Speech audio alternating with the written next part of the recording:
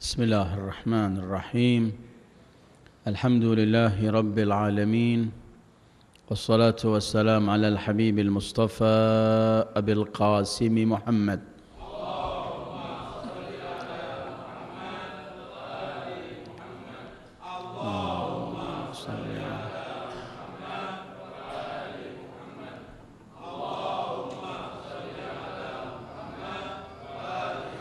وآله الطيبين الطاهرين وأصحابه المنتجبين ومن تبعه بإحسان إلى يوم الدين. اللهم بحق محمد وآل محمد عليك صل على محمد وآل محمد، وارزقنا ووالدينا وأزواجنا وأولادنا وذرياتنا من بعدنا حب محمد وآل محمد.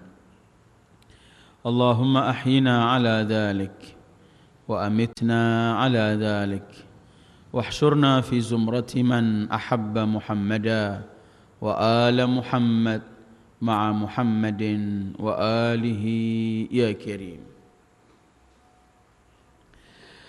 أعوذ بالله من الشيطان الرجيم. الذين يتبعون الرسول النبي الأمي الذي يجدونه مكتوبا عندهم في التوراة والإنجيل يأمرهم بالمعروف وينهاهم عن المنكر ويحل لهم الطيبات ويحرم عليهم الخبائث ويضع عنهم إصرهم والأغلال التي كانت عليهم، فالذين آمنوا به وعزروه ونصروه واتبعوا النور الذي أنزل معه أولئك هم المفلحون. صدق الله العلي العظيم. أيها الإخوة، السلام عليكم ورحمة الله وبركاته. Kita terlebih dahulu dengan salawat seperti biasanya. Allahumma salli ala nuril anwar,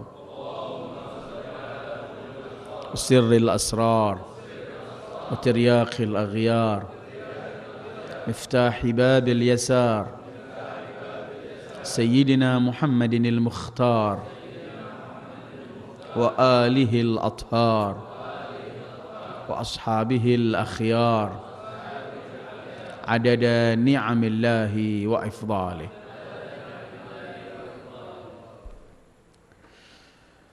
Hari ini kita berada pada tanggal 2 Rabiul Awal.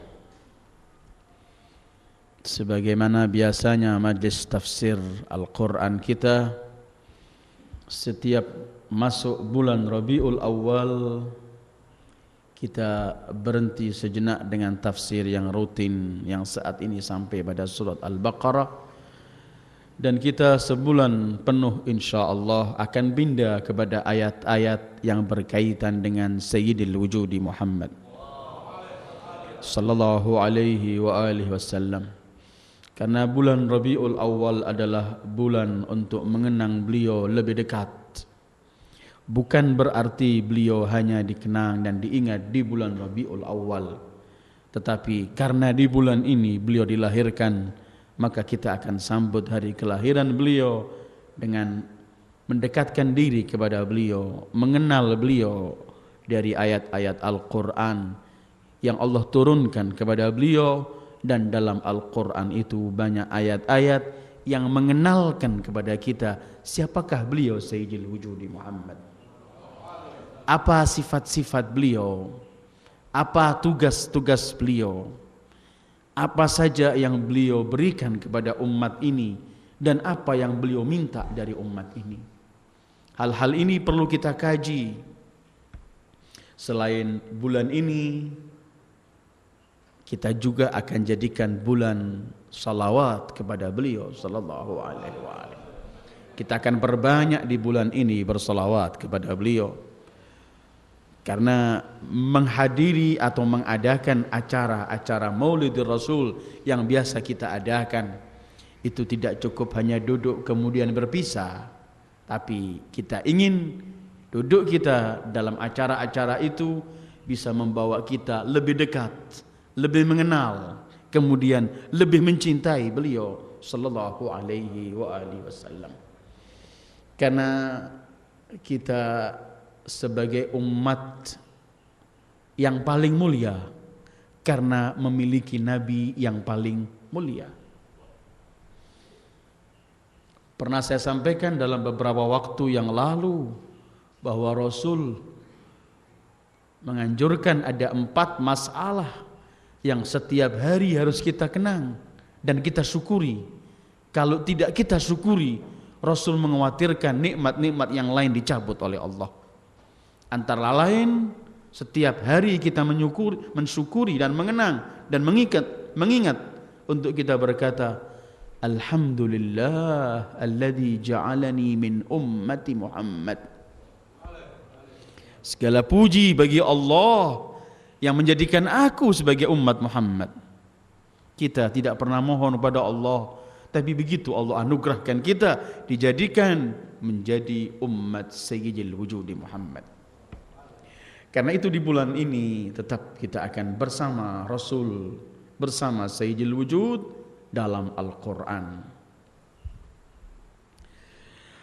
Malam ini yang saya pilih ayat 157 dalam surat Al-A'raf.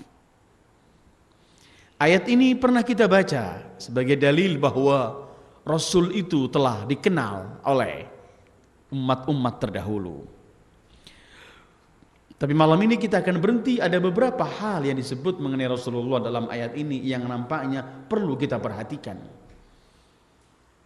Dan kemudian kita nawaitu sambil mohon kepada Allah untuk mampu menjadi pengikut Rasul yang setia, sehingga mampu melaksanakan apa yang beliau perintahkan dan meninggalkan hal-hal yang beliau larang. Ayat-ayat sebelumnya Allah menceritakan mengenai Nabi Allah Musa. Tapi kemudian diselipkan cerita mengenai sifat Rasulullah dalam 2 ayat. Kemudian kembali mengenai Nabi Musa kembali.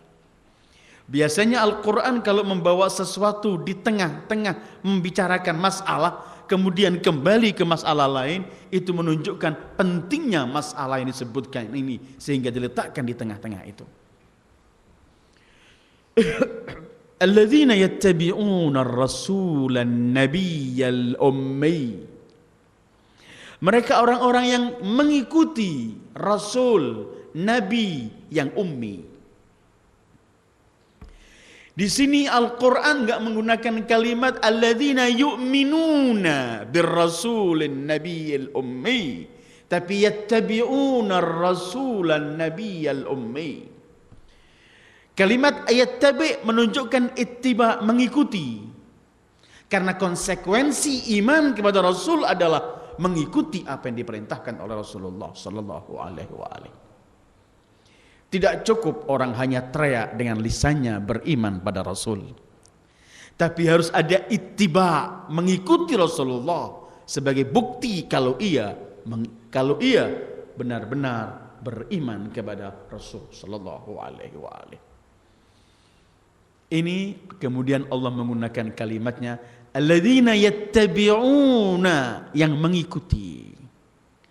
Dengan fi'il mudhari' semacam ini sebagai bukti bahwa ittiba'ir Rasul bukan sekali-kali kita mengikut, bukan kadang-kadang kita mengikuti, tapi yang dituntut oleh Islam, dituntut oleh syariah, dituntut oleh Allah, bahkan haruslah Rasul ini diikuti. Karena tidak Allah mengutus Rasul kecuali hanya ingin supaya diikuti Rasul itu. Ma arsalna min rasulin illa liyuta' biiznillah. Kami enggak mengutus seorang Rasul kecuali Rasul itu supaya ditaati. Dan taat itu artinya ittiba', mengikuti Sayyidil Wujud sallallahu alaihi wasallam. Alladzina yattabi'una ar-rasul. An-nabi, ada Rasul, ada Nabi. Tapi saya tidak akan ikut hanyut dalam perselisihan siapa Nabi, siapa Rasul.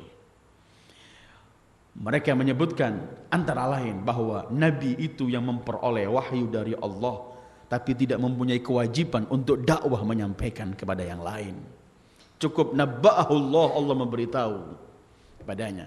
Tapi kalau Rasul itu yang mendapatkan wahyu dari Allah dan mempunyai kewajiban untuk menyampaikan apa yang beliau terima kepada umat manusia. Karena itu kemudian mereka berkata bahwa kedudukan Ar-Rasul lebih tinggi dari kedudukan An-Nabi. Bukan setiap Nabi Rasul, tapi setiap Rasul pasti Nabi. Alladzina yattabi'una Ar-Rasul. Dan kalimat Rasul setelah kalimat ittiba, yattabi'una Ar-Rasul. Ar-Rasul itu ialah yang diutus. Kalau ada Ar-Rasul berarti ada Al-Mursil yang mengutus. Dan yang mengutus itu adalah Allah. Karena itu kalimatnya untuk Rasulullah, wa ma arsalnaka illa rahmatan lil alamin. Arsalnaka illa kafatan linnasi basyiran wa nadhira. Sehingga Rasul tidak memiliki apapun untuk dirinya dan dari dirinya. Semua yang beliau sampaikan murni dari Al-Mursil yang mengutus. Karena itu kemudian yattabi'un, mengikuti Rasul berarti mengikuti Allah. Karena Rasul enggak membawa sesuatu. Semua beliau cuma membawa dari Mursil, dari yang mengutus. Karena itu kemudian Allah menentukan dalam Al-Quran, man yuti'ir rasula faqad ata Allah. Siapa yang taat pada Rasul berarti taat kepada Allah. Karena Rasul cuma menyampaikan. Karena itu beliau dalam Al-Quran Allah menyebutkan mengenai Rasul, wa ma 'alar rasuli illal balagh. Enggak ada tugas bagi seorang Rasul kecuali balagh, artinya kecuali menyampaikan. Karena itu Al-Quran menceritakan ketika kufar Makkah mulai ruwet dengan Al-Quran, mereka ingin gantilah Al-Quran, gantilah hal-hal. Rasul cuma menjawab, ma yakunu li an ubaddilahu min tilqa'i nafsi in attabi'u illa ma yuha ilai. Tidak boleh aku merubah, mendatangkan sesuatu, karena aku hanya menyampaikan apa yang diwahyukan kepada aku. Karena itu yattabi'una ar-rasul yang diutus oleh Allah, an-nabi, nabi yang mendapat berita langsung dari Allah. Kemudian al-ummi. Di sini para mufassirin berhenti sejenak mengenai al-ummi. Sifat Rasul disebut al-ummi. Ummi itu kalau bahasa letterleknya ialah yang tidak membaca dan tidak menulis. Buta huruf. Apakah memang Rasul disebut ummi artinya tidak membaca, tidak menulis? Ada arti kedua, disebut ummi karena beliau itu adalah orang Makkah, orang yang lahir di Makkah. Maka Makkah itu Makkah seperti orang disebut Makki, disebut juga ummi karena Makkah dalam Al-Quran disebut Ummul Qura. Maka Rasulul Ummi artinya Rasulul Makki, seorang Rasul yang dari Makkah. Makkah itu Ummul Qura. Dalam Al-Quran Allah berfirman, litundhira ummal qura wa man haulaha. Kamu diwajibkan memberikan indhar, ancaman kepada siapa? Ummul Qura, penghuni Makkah, wa man haulaha, sekeliling Makkah. Alladzina yattabi'una ar-rasula an-nabiyyal ummi. Kalau ummi arti yang kedua diartikan bahwa beliau dari Makkah. Nisbatnya ummi karena Makkah disebut Ummul Qura. Arti pertama ummi dikembalikan kepada kalimat ibu, yang artinya ia tetap seperti ketika dilahirkan oleh ibunya, tidak membaca dan tidak menulis. Nisbatnya ke ibu. Bahkan ada yang mengatakan ummi diambil dari kalimat jamaah, min ummah. Rasul diutus dari Allah dari umat yang ada di Mekah itu. Tidak dibedakan dari golongan mana beliau sallallahu alaihi wasallam. Kebanyakan mufassirin lebih condong kepada arti yang pertama, bahwa Rasul Nabi ummi yang tidak membaca dan tidak menulis. Mungkin orang berkata, tidak membaca, tidak menulis itu sifat yang aib, maka tidak layak Nabi termulia Sayyidul Anbiya wal Mursalin menyandang sifat aib semacam ini. Ummi menjadi sifat aib ketika orang enggak membaca, enggak menulis, sehingga tidak tahu apa-apa karena dia buta huruf. Tetapi ummi tidak membaca, tidak menulis, untuk Sayyidul Wujud merupakan mukjizat dan kebesaran yang teragung, karena tidak membaca, tidak menulis, membawa konsep kehidupan yang terlengkap, bukan hanya merubah kehidupan bangsa Arab, tapi seluruh dunia sampai hari kiamat. Karena yang dikatakan ummi itu nggak pernah belajar pada siapa saja, nggak pernah belajar nulis, nggak pernah belajar baca. Dan memang Rasul tidak pernah belajar membaca atau menulis, karena hasbuhu, yang mengajari langsung adalah Allah Rabbul Alamin. Karena itu Allah juga berfirmankan dalam Al-Quran untuk melapakkan sebagai mukjizat Rasul. Kenapa kalian gak percaya kepada manusia ini? Bukankah dia tidak menulis, tidak membaca, dan hidup di tengah-tengah kalian? Tidak pernah kalian mendengarkan Muhammad membaca. Sebagaimana Allah sebutkan dalam surat Al-Ankabut, A'udzu billahi minasyaitonir rajim.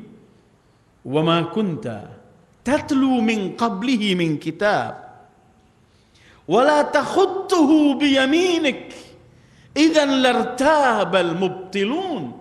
Al-Ankabut 48. Bahwa engkau tidak pernah membaca kitab sebelum turunnya Al-Quran, dan engkau tidak pernah menulis dengan tangan kananmu, sehingga orang meragukan Al-Quran. Mungkin ini Muhammad pernah belajar kepada orang-orang terlebih dahulu, tapi mereka menyaksikan tidak pernah melihat engkau membaca dan tidak pernah melihat engkau menulis. Kalau mereka melihat engkau membaca sebelum turunnya Al-Quran, engkau menulis sebelum turunnya Al-Quran, idzan lartabal mubtilun. Mungkin orang-orang yang enggak percaya Al-Quran punya jalan, punya dalil, mungkin ini karangan Muhammad. Tetapi selagi engkau tidak pernah baca, selagi engkau tidak pernah menulis, tidak ada alasan mereka mengingkari bahwa Quran ini datang dari Allah. Tetapi bagi yang mengatakan beliau tidak membaca, tidak menulis, mereka pun mempunyai penafsiran. Ada dua penafsiran. Ada memang beliau tidak membaca, beliau tidak nulis. Ada yang mengatakan beliau tidak baca dan tidak menulis, bukan berarti beliau tidak bisa membaca dan tidak bisa menulis. Tapi Allah berikan kepadanya mampu membaca, mampu menulis, tapi tidak membaca dan tidak menulis. Sayyidul Wujud sallallahu alaihi wasallam. Kalau tidak bisa membaca, maka beliau menyampaikan Al-Quran ini dalam ayat-ayat lain. Tugas Rasulullah yatlu alaihim ayatina, membacakan ayat-ayat Al-Quran. Dan yang beliau bacakan hari ini dan yang beliau bacakan 23 tahun yang akan datang tidak pernah berubah. Beliau tidak menulis dan tidak membaca bukan berarti beliau enggak mampu menulis dan enggak mampu membaca. Ini an-nabiyul ummi alladzina yattabi'una ar-rasulan nabiyyal ummi. Hidup di tengah-tengah orang Arab yang disebut Rasulullah ummah ummiyah, sehingga Allah menyebut bahwa bangsa Arab ini ummi. Yahud juga pernah kita bahas ketika membahas Yahud. Bangsa Yahud menganggap seluruh bangsa di dunia selain bangsa mereka ummi, bodoh. Karena ada dalam Al-Quran ahlul kitab yang mendapatkan kitab Taurat, Injil, Orang yang disebut ahlul kitab itu yang pandai baca, pandai menulis. Tapi dalam kepandaian mereka membaca dan menulis, Allah sebutkan wa minhum ummiyuna. Sebagian mereka ummiyun, tidak mengenal Alkitab kecuali amani, angan-angan. Membaca kitab, cuman ummi, buta. Karena nggak mampu memahami isinya. Cuman punya angan-angan. Surga milik kita. Kita nggak masuk neraka. Kita anak-anak Tuhan. Mereka membaca. Tapi disebut oleh Allah, wa minhum ummiyun. La ya'lamuna al-kitaba illa amani. Cuman khayalan dan cita. Ummi. Karena itu kemudian dalam surat Jum'ah ayat 2. Allah sebutkan bahwa Allah mengutus Rasul di tengah-tengah umat ummi. Walladzi ba'atsa fil ummiyina rasula. Allah yang mengutus di tengah-tengah ummiyin.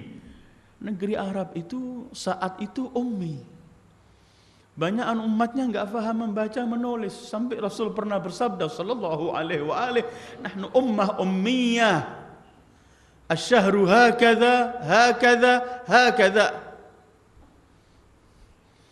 Umat ummiyah, bulan itu 29, au hakadha 30. Rasul disebut ummi, tetapi ketika Allah berfirman huwallazi ba'atsa fil ummiyin rasula, mengutus di tengah-tengah ummi yang buta huruf, nggak membaca dan menulis. Padahal di negeri Arab itu ada belasan orang. Sampai sejarah menulis ada nama-namanya. Orang yang bisa menulis itu ada namanya di sana. Cuman 17 orang sejarah menulis. Di saat itu orang yang bisa menulis dan bisa membaca. Kan Rasulullah waktu perang Badar sallallahu alaihi wa alihi. Nabi ini kan ayat pertama turunnya Iqra, dan itu lambang bahwa beliau adalah yang ingin mengkikis semua kebodohan. Dalam ayat pertamanya Iqra. Beliau di perang Badar itu, siapa yang ingin menebus tawanannya, nggak punya uang, mengajari orang membaca dan menulis. Karena beliau ingin mengkikis buta huruf ini. Sallallahu alaihi wa alihi. Tetapi huwallazi ba'atsa fil ummiyin, Rasul diutus di tengah-tengah ummi. Siapa ummi? Pertama kita pahami bangsa Arab saat itu. Tetapi ayyuhal ikhwah, ummi sepanjang kehidupan. Manusia yang pertama sampai manusia terakhir, kalau dihadapkan kepada Sayyidil Wujud dan ilmu Sayyidil Wujud, maka semua manusia ini ummi, benar buta huruf. Walladzi ba'atsa fil ummiyina rasula. Gimana Rasul enggak menghadapi ummi sepanjang hidupnya? Karena beliau telah diberi oleh Allah ilmul awwalina wal akhirin. Jadi kalau Rasulullah menyebutkan yang paling banyak dapat gangguan, coba, godaan, musibah itu para anbiya. Dan yang terbanyak dari mereka itu aku. Sallallahu alaihi wasallam. Padahal kita melihat ada nabi yang digeraji. Ada nabi yang dipenggal kepalanya. Rasul tidak. Tapi beliau mengatakan godaan yang paling besar cobaan adalah padaku. Ini cobaan yang memikul seluruh ilmu, tapi tidak mampu disampaikan pada semua, kecuali ada pada pintu ilmunya yang mampu disampaikan semua ilmunya. Bisakah Anda membayangkan, dan mustahil untuk bisa buat contoh, kalau ada doktor, profesor yang menekuni bermacam-macam keilmuan, harus mengajar playgroup atau di TK, stres. Walillah, kita enggak bawa contoh untuk Sayyidil Wujud Muhammad.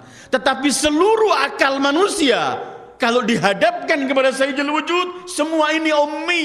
Dan yang tahu cuma Sayyidil Wujud sallallahu alaihi wa alihi.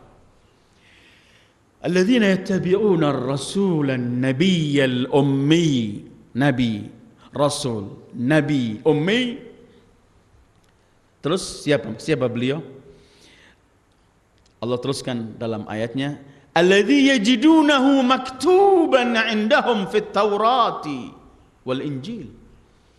Yang mereka orang-orang ahlu kitab telah menemukan bahwa nabi ini telah tertulis, termaktub, telah tertulis namanya, sifat-sifat detailnya kepada di mana? Indahum fit Taurati wal Injil. Saya tidak akan lama di sini karena sebelumnya sudah pernah sampaikan Rasul dalam kitab-kitab terdahulu. Tetapi memang Rasul yajidunahu maktub, tertulis. Isa berkata, wa mubasysyiran bi rasulin ya'ti min ba'di ismuhu Ahmad.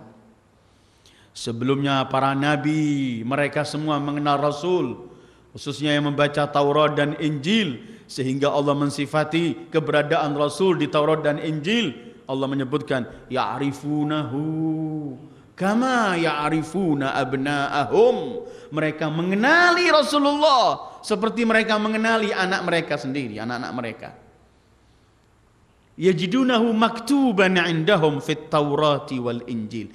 Nabi seorang rasul yang ummi, yang termaktub dan tertulis nama dan semua sifat-sifatnya di Taurat dan Injil. Apa yang tertulis di sana dan apa yang dibawa oleh Rasul ini dan apa sifat-sifat Rasul yang ada di sana?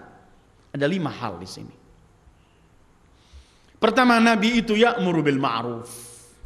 Kedua, Nabi itu yanha 'anil munkar. Ketiga, Nabi itu yuhillu lahumut thayyibat. Keempat, Nabi itu yuharrimu alaihimul khaba'ith. Dan kelima, Nabi itu yadha'u anhum israhum wal aghlal allati kanat alaihim. Nabi ini sifatnya ya'muru bil ma'ruf. Perkara yang baik selalu beliau perintahkan. Kedua, yanha anil munkar, melarang, mencegah umatnya untuk melakukan yang mungkar. Ma'ruf itu perbuatan baik yang semua jiwa yang bersih mencintai sesuatu itu. Dan mungkar itu ialah perbuatan yang setiap jiwa orang yang masih waras akan mengingkari perbuatan, enggak senang, itu namanya mungkar. Ya'muru bil ma'ruf wa yanha 'anil munkar. Ternyata ini sifat pertama dan kedua Nabi Agung ini dalam Taurat dan Injil.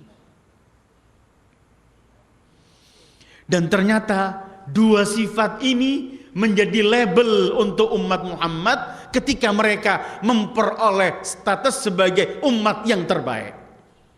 Ketika Allah berfirman, kuntum khaira ummatin ukhrijat linnas ta'muruna bil ma'ruf wa tanhauna 'anil munkar. Dan ketika dua hal ini tidak ada, hilang juga arti khairiyah atau keutamaan umat Muhammad sallallahu alaihi wasallam.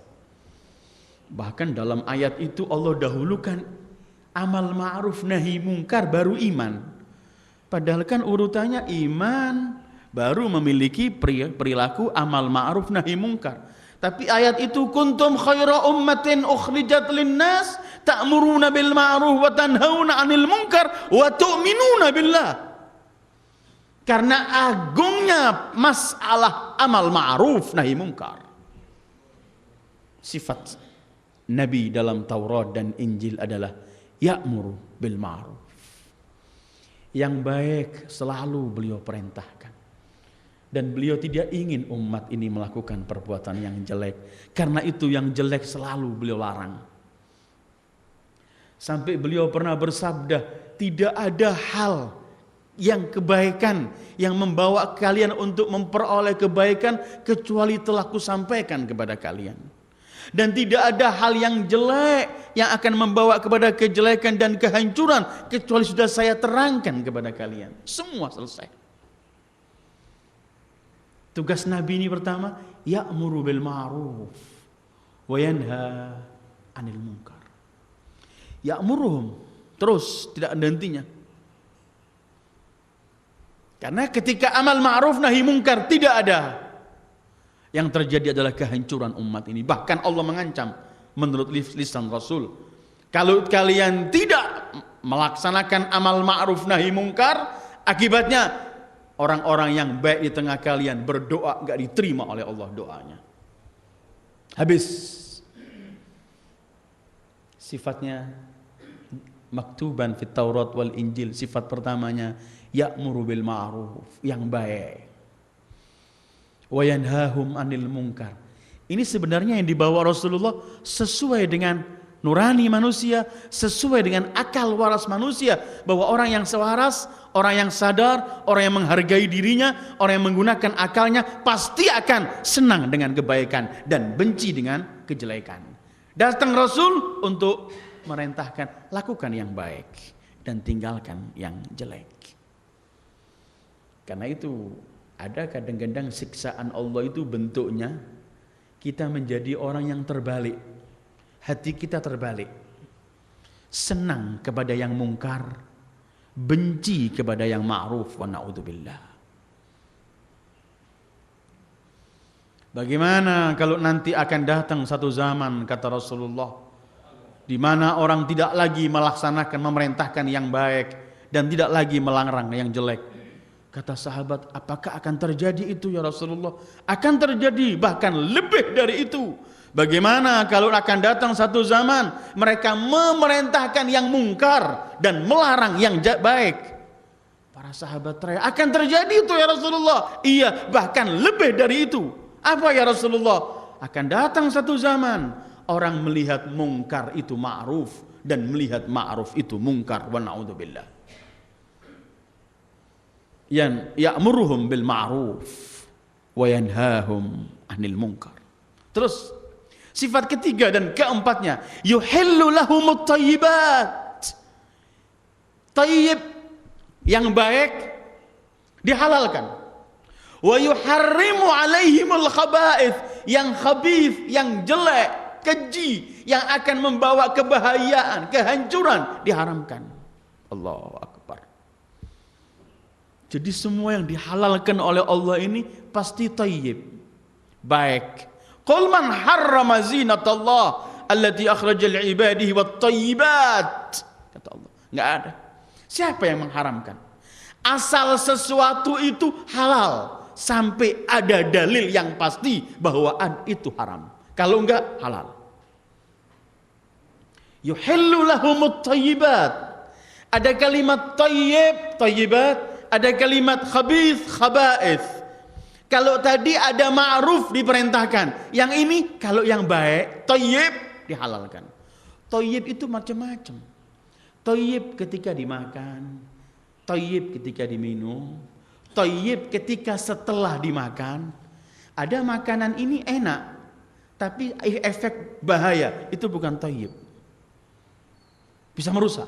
Tapi yang dihalalkan, yang dimaksud thayyib ini adalah tidak akan membawa kehancuran bagi Anda kelak di akhirat. Enak, nikmat dirasakannya, dan kelak tidak ada tanggung jawabnya di sisi Allah, karena Allah tidak melarang hal itu. Tapi yang khabith itu berbahaya, keji. Jadi kita tinggal melihat saja, kalau syariat ini menghalalkan sesuatu berarti ini thayyib, karena kalau enggak thayyib enggak dihalalkan oleh Allah, begitu.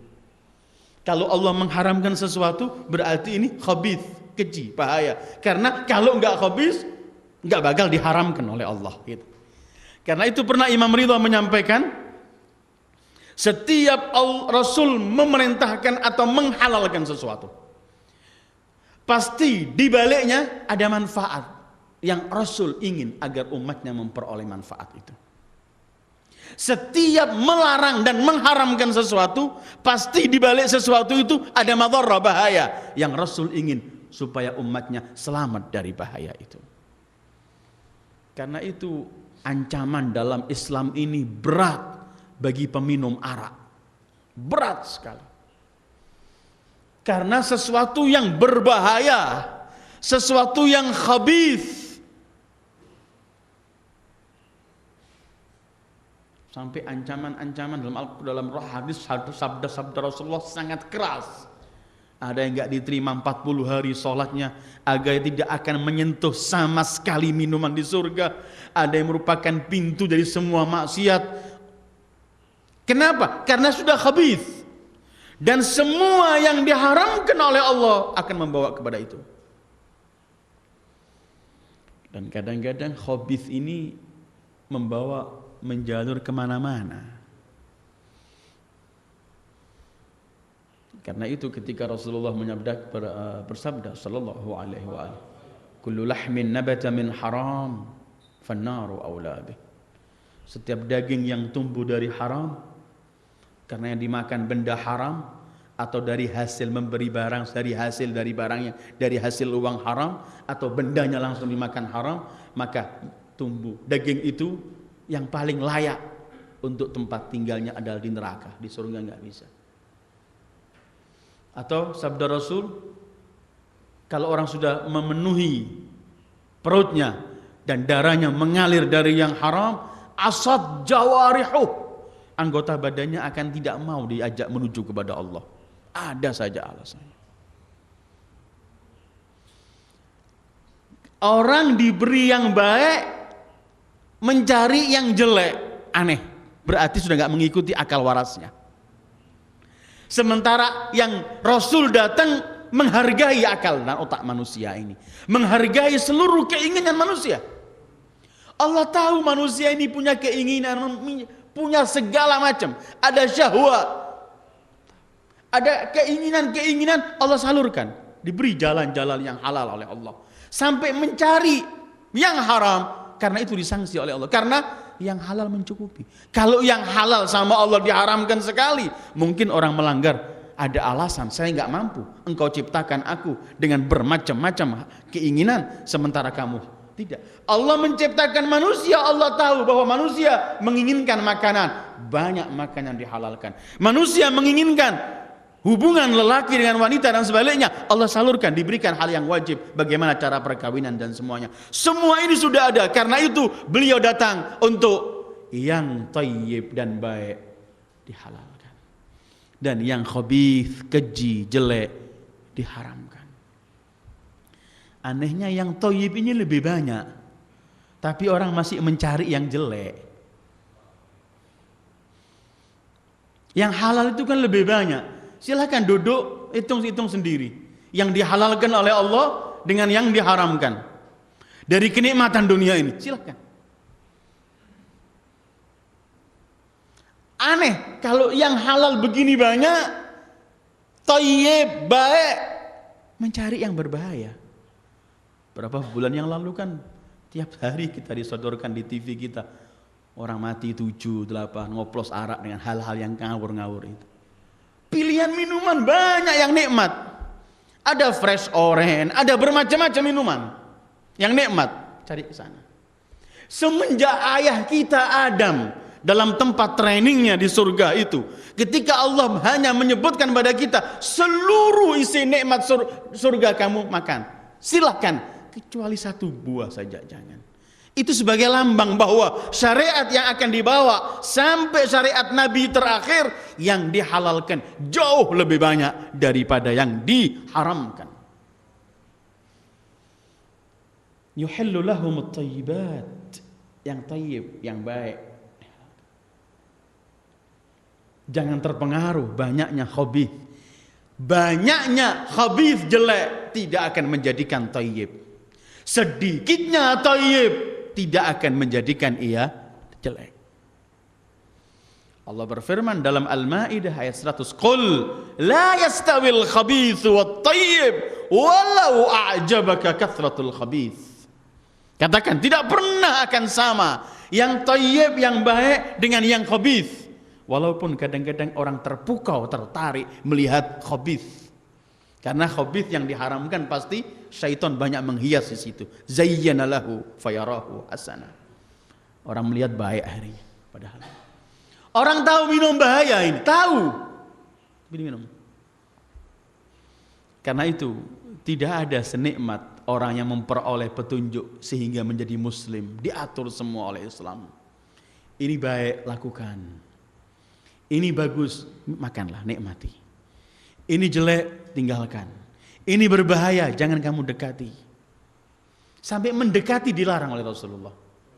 Mendekati dilarang. Kata beliau, kalau sesuatu yang makruh atau sampai membawa ke haram, jangan kamu dekati.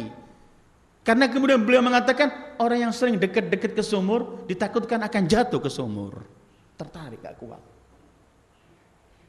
Yushaku yaqa fil hima, takut. Ya'muruhum bil ma'ruf wa yanhahum 'anil munkar wa yuhillu lahum at-thayyibat wa yuharrimu 'alaihimul khaba'ith. Kelima, wa yadha'u 'anhum israhum. wal aghlal allati kanat alaihim. Rasul ini tugasnya melepas semua beban-beban berat. Al-isri itu adalah beban yang berat sehingga orang enggak mampu berdiri atau bergerak karena beratnya. Ini dalam bahasa Arab begitu, al-is ats-thiq, yang yahmiluhul insan, enggak bisa bergerak dia karena beratnya. Ada sesuatu yang narik. Ini oleh Rasul dilepas supaya manusia hidup bebas, enggak ada sesuatu, atau wal aghlal, dan belenggu-belenggu ikatan dibuang. Umat-umat terdahulu ini Allah sangat sulit ibadah mereka. Taubatnya saja nanti kita akan sampai taubat bunuh diri kalian. Waqtulu anfusakum.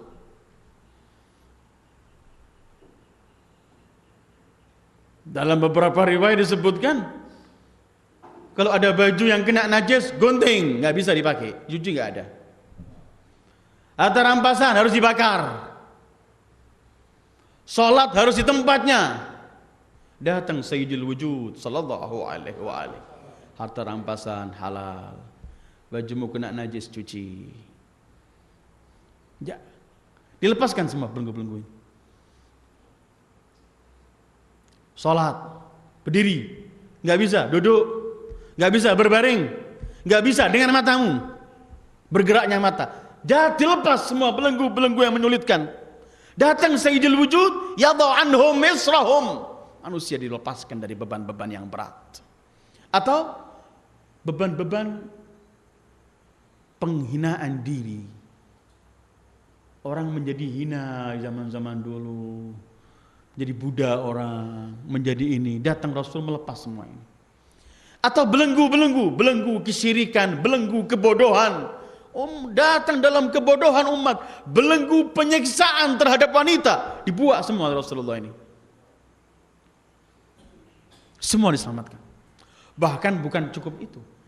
Kepada sabda-sabda dan syariat yang beliau bawa yang sudah pasti, tetap beliau menyampaikan. Setiap beliau mengutus orang untuk berdakwah, pergi ke desa, ke kampung, ke kota lain, selalu pesan beliau, basyiru wala tunaffiru, yassiru wala tu'assiru. Beri kabar gembira mereka. Jangan jadikan mereka lari dari kamu. Kamu takut-takuti, jangan. Yassiru, permudah. Wala tu'assiru, jangan persulit. Datang Al-Qur'annya untuk beliau, yuridullah bikumul yusra wala yuridu bikumul usra. Allah menginginkan untuk kalian kemudahan, tidak menginginkan kesulitan. Ini beliau datang membuka belenggu-belenggu ini. Beliau yang membasmi kemiskinan. Dulu orang miskin itu jadi budak, terus habis dirinya. Datang beliau, syariatnya coba baca Al-Quran. Bentuk apa saja Rasulullah mengkikis kemiskinan ini. Ada dengan bentuk, ada nada, ada infak, ada zakat, ada humus, ada kafarah, bentuknya juga memberi kaum miskin.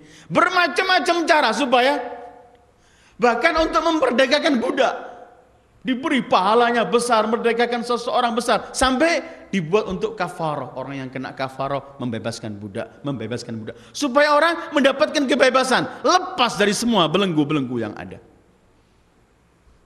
Itu beliau sallallahu alaihi wa alihi. Beliau yang pernah mendengarkan ada sahabatnya yang puasa terus. Dan sahabatnya yang tidak mau menghubungi istrinya, nggak mau kawin sudah. Beliau datang, beliau nasihati, jangan. Matamu punya hak, ajak tidur. Perutmu punya hak, isi makanan. Jiwamu punya hak, kamu punya syahwat, lampiaskan pada hak jalannya. Sampai kemudian beliau bersabda, inni la asumu wa uftir. Aku puasa, juga aku nggak puasa. Terus ini atazawwajun nisa, aku kawin. Adakah orang lebih mulia dari beliau sallallahu alaihi wa alihi? Tidak. Tapi beliau ingin supaya orang lepas dari belenggu-belenggu ini. Lepas dari mengancam, dilarang oleh Rasulullah. Menakut-nakuti orang sehingga orang hidup dalam ketakutan, dilarang. Sampai beliau bersabda, sejelek-jelek umatku adalah yang dihormati karena orang takut kalau enggak menghormati akan memperoleh bahaya darinya. Sampai kemudian beliau bersabda, Muslim yang sebenarnya adalah Muslim yang lainnya selamat dari lisannya, selamat dari tangannya, enggak memperoleh gangguan. Ini belenggu-belenggu beliau lepas. Yadha'u anhum israhum. Selain memang beliau ketika datang kepada umat ini banyak menghalalkan hal-hal yang dulu diharamkan zaman Musa dan Isa. Sebagaimana Isa mulai menghalalkan hal-hal yang diharamkan oleh Musa, begitu juga Rasulullah banyak hal-hal lepas. Yadha'u anhum israhum. Jadi 5 sifat ini adalah sifat Rasul dalam Taurat, dan ini yang dilakukan Rasulullah, dan semestinya pengikut Rasul yang setia memiliki hal-hal semacam ini. Senang beramal ma'ruf nahi mungkar. Mengajak yang lain untuk menikmati yang dihalalkan yang oleh Allah thayyibat. Dan memberi nasihat dan teguran agar orang meninggalkan hal-hal yang diharamkan yaitu yang khabith. Dan hidup tidak mempersulit orang. Karena itu Imam Ali menyebutkan orang ahli fikih yang sebenarnya itu ialah yang tidak membuat orang putus asa dengan hukum Allah. Kemudian beliau mengancam orang yang sok tahu hukum, kalau untuk dirinya dibuat mudah, ada qaul ini, ada qaul ini, ada qaul itu, tapi untuk orang lain dicari yang paling sulit.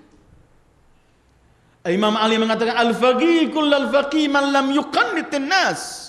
Orang yang benar-benar ahli fikih adalah yang tidak menjadikan orang putus asa. Melihat syariat begini sulit. La. Yassiru wa la tu'assiru. Basyiru wa la tunaffiru. Tidak ada orang yang melawan, artinya memaksakan dirinya sampai melakukan hal-hal berlebihan, kecuali dia kalah. Allah enggak menginginkan itu. Sama sekali tidak menginginkan. Sehingga siapa yang ingin mempersulit agama ini, dia sendiri akan kewalahan, akan jatuh kalah. Ikuti jalan yang sebenarnya alami gitu, biar mengalir dengan adanya yang disabdakan Rasulullah Sallallahu Alaihi Wasallam. Tampilkan Islam yang fleksibel, mudah, bisa hidup setiap taat di setiap tempat, amat mudah, tidak menjadi sesuatu yang begitu sulit, kolot, tidak. Islam ini enak. Ada orang senang kadang-kadang memaksa seperti nampaknya sesuatu yang sulit, tidak ada. Sampai Rasulullah Sallallahu Alaihi Wasallam banyak menyebutkan, kalau kamu sholat isya berjamaah, kamu mendapat pahala seperti kamu bangun malam. Padahal bangun malam itu pahalanya besar. Cuma di sini sudah diberi, kalau nggak mampu ke sana dapat ke sini. Banyak hal-hal semacam itu tujuannya supaya kita melihat Islam ini bukan beban, tapi kenikmatan yang agung. Kita merasakan nikmatnya Islam, bukan beban. Sering saya ulang-ulangi kan firman Allah, jangan menerima ketentuan Rasulullah dengan terpaksa. Fala wa rabbik la yu'minun hatta yuhakkimuka fima shajara bainahum thumma la yajidu fi anfusihim harajan mimma qadaita wa yusallimu taslima. Demi Tuhanmu ya Muhammad, mereka belum beriman sebelum mereka bertahkim kepadamu, mengembalikan semua urusannya kepadamu dan menerima ketentuanmu dengan lapang dada, senang, gembira.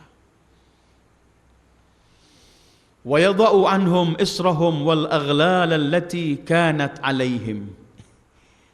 Sebelum saya teruskan, ini bedanya Rasul. Dan begini harusnya pemimpin. Ingin melepaskan belenggu-belenggu dan beban-beban, ingin melepaskan semua kesulitan kepada umatnya. Kalau ada pemimpin ingin memberi kesulitan kepada umatnya, ingin memberi kesukaran, ketidaknyamanan kepada umatnya, itu bukan tipe pemimpin yang mengikuti Rasulullah Sallallahu Alaihi Wasallam. Tapi beliau datang ingin membuang semua kesulitan-kesulitan ini. Enggak mau ada orang sulit depan beliau, enggak. Beliau itu Sallallahu Alaihi Wasallam. Kadang-kadang sampai beliau melakukan sesuatu depan sahabatnya Sallallahu Alaihi Wasallam dengan hal-hal yang simpel supaya cair begitu. Tidak ada orang sehingga takut sama Rasulullah, tidak ada. Ada orang datang menghadap Rasulullah, tangannya gemetar begini. Ketakutan lihat wibawa Rasulullah. Rasulullah senyum, dipegang pundaknya. Hawan alaik. Innama ana ibnu imra'atin kanat ta'kulul qadid. Jangan takut. Kenapa? Aku ini cuma anak wanita, dulunya suka makan dendeng ibuku. Selesai. Sallallahu alaihi wa alihi. Supaya jangan ada orang punya beban di hadapan beliau. Sallallahu alaihi wa alihi. Cair semua dengan Rasulullah. Yadha'u anhum israhum wal aghlal allati kanat alaihim.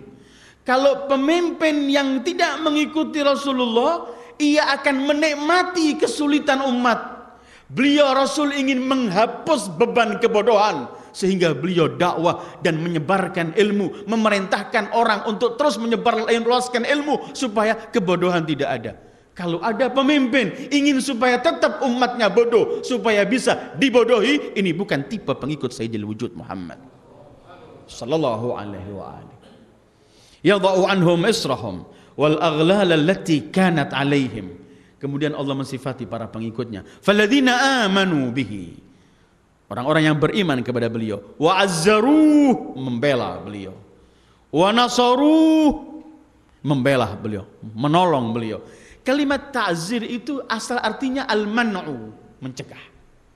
Kalau diartikan membela dengan penuh menghormati. Ada ta'zim ma'at tauqir, penghormatan. Asal kalimat at-ta'zir adalah al-man'u.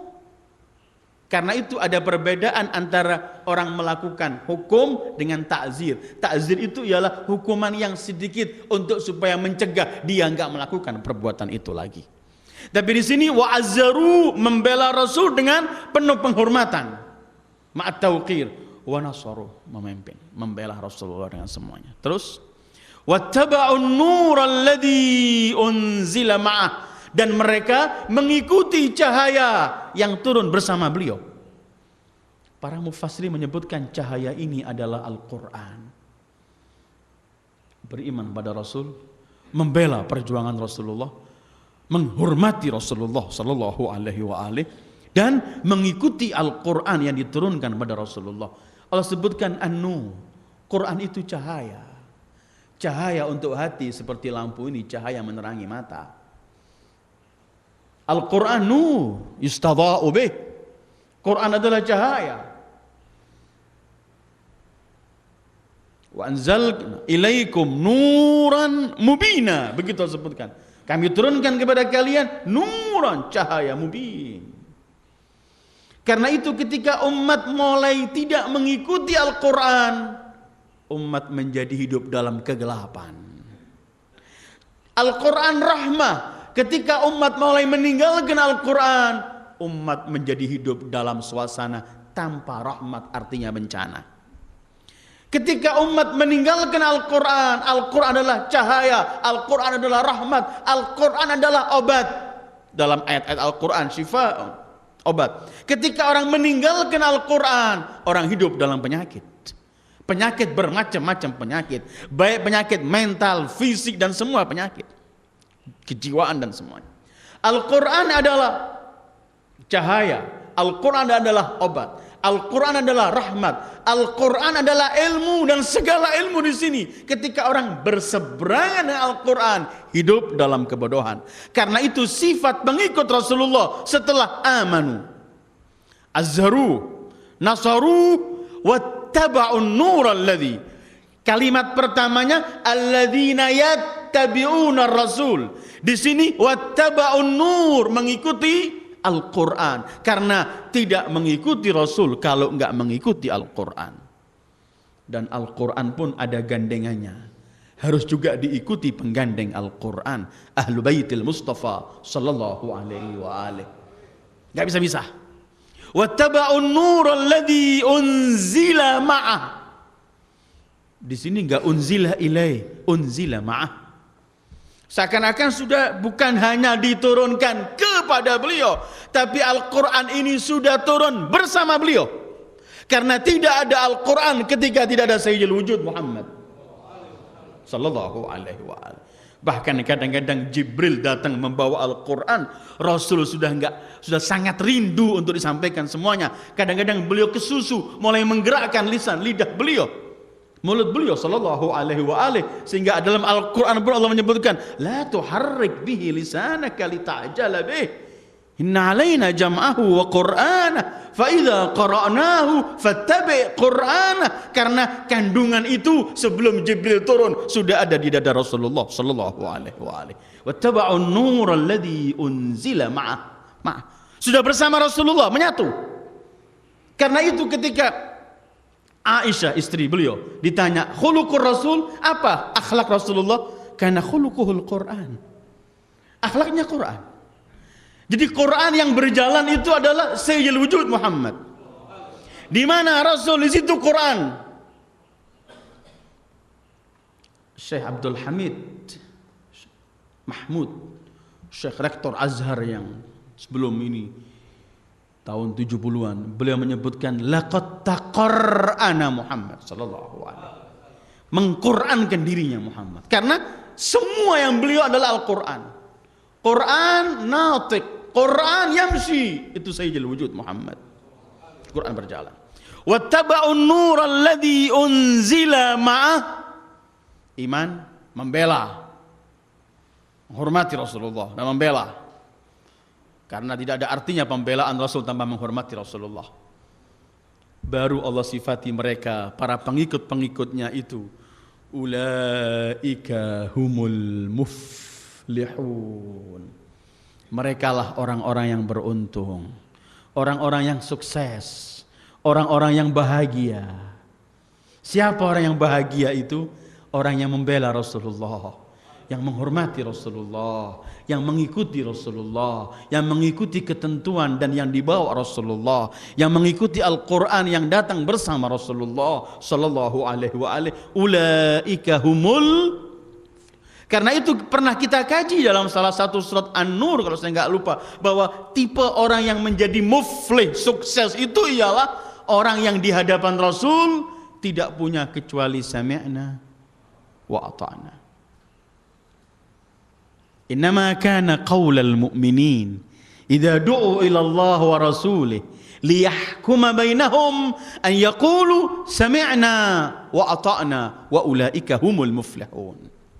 Sebenarnya enggak ada pilihan bagi seorang mukmin ketika diajak Allah dan Rasulnya untuk melaksanakan hukumnya kecuali cuman sami'na, kami mendengar, wa ata'na, kami mentaati. Dan setelah ini baru Allah sifati wa ulaika humul muflihun, merekalah orang-orang yang sukses. Ternyata ayyuhal ikhwah, tidak pernah ada kesuksesan, tidak pernah akan ada kebahagiaan, tidak pernah akan ada kejayaan dalam kehidupan ini tanpa mengikuti sayyidil wujudi Muhammad. Semua pintu kita lewati, kita ketuk, semua cara kita lakukan untuk mencari kebahagiaan, kesuksesan, semua tidak akan mengantarkan kita pada kesuksesan. Yang akan mengantarkan kita cuman ittiba bin Nabiyil A'zam Muhammad, cuman mengikuti Rasulullah. Jadi kalau kita ditanya dalam situasi fitnah, dalam situasi krisis, dalam situasi orang semacam ini, dalam situasi orang hidup sendiri-sendiri, dalam semua problem, kalau kita ditanya apa jalan keluarnya, jawabannya cuma satu, ittiba'ur Rasulil A'zam sallallahu alaihi wa alihi. Mengikuti Rasul, pelita, cahaya, pasti akan selesai dalam semua hal. Karena itu bulan Rabiul Awal kita akan hadir di mana-mana acara maulid demi maulid, tapi kita tidak ingin cuma duduk keluar, kita perbanyak. Hari-hari ini bukan cuma setiap malam Rebo kita baca tafsir mengenai Rasulullah, tapi sudah mulai hari-hari ini baca buku-buku sejarah Rasulullah. Ini bulan Rabiul Awal kita habiskan buku, kita habiskan umur, selain hal-hal kewajiban kita untuk membaca sejarah Rasulullah, mendekatkan diri pada Rasulullah dan membaca sejarah beliau, supaya kita bisa menikmati. Jangan sampai kita punya nabi tapi nggak kenal nabi kita. Kita punya nabi teragung, termulia, bahkan yang kita harapkan syafaatnya, tapi kita nggak kenal. Aneh. Harus kita mulai membaca. Ini bulan Rabiul Awal, sisihkan uang untuk membeli buku-buku, hal-hal yang menambah kita untuk mengenal Sayyidil Wujud Muhammad, bukan hanya untuk menambah khazanah ilmu, tapi ingin lebih mencintai Rasulullah, dan setelah kemudian mohon agar Allah berikan taufik bisa mampu melakukan apa yang dibawa oleh Sayyidil Wujud Muhammad wa sallallahu ala khairi khalqih Muhammadin wa alihi ajma'in. Wassalamualaikum warahmatullahi wabarakatuh.